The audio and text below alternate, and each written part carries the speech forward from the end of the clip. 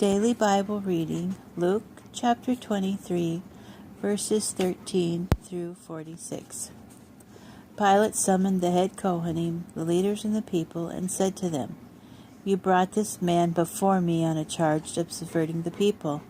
I examined him in your presence and did not find the man guilty of the crime you are accusing him of. And neither did Herod, because he sent him back to us.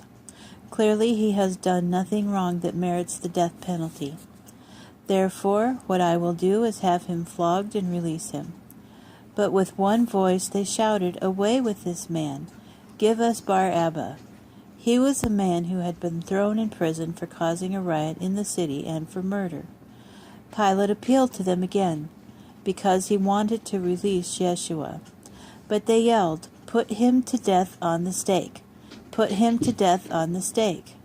A third time he asked them, "But what has this man done wrong? I haven't found any reason to put him to death, so I'm going to have him flogged and set free."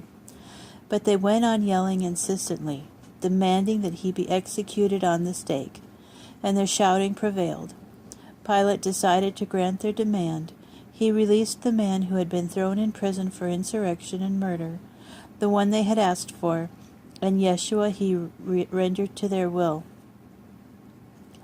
As the Roman soldiers led Yeshua away, they grabbed hold of a man from Cyrene named Shimon, who was on his way from the country. They put the execution stake on his back and made him carry it behind Yeshua. Large numbers of people followed, including women crying and wailing over him.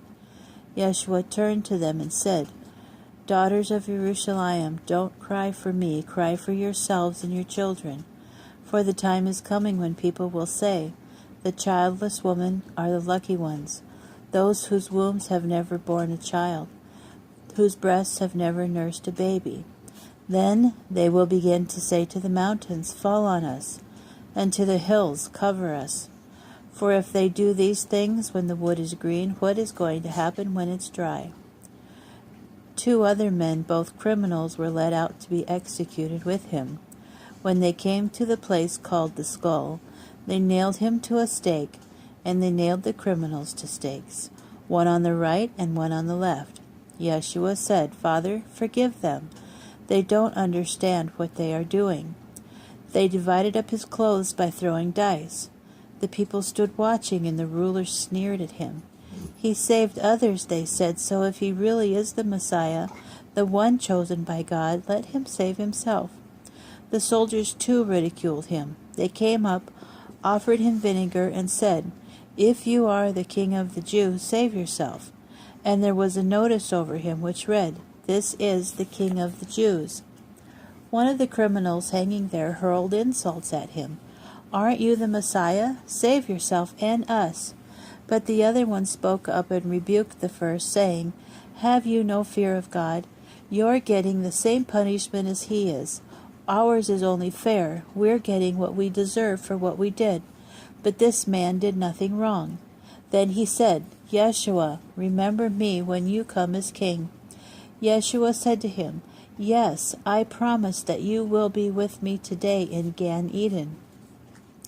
It was now about noon, and darkness covered the whole land until 3 o'clock in the afternoon. The sun did not shine. Also, the parapet in the temple was split down the middle. Crying out with a loud voice, Yeshua said, "Father, into your hands I commit my spirit." With these words, he gave up his spirit.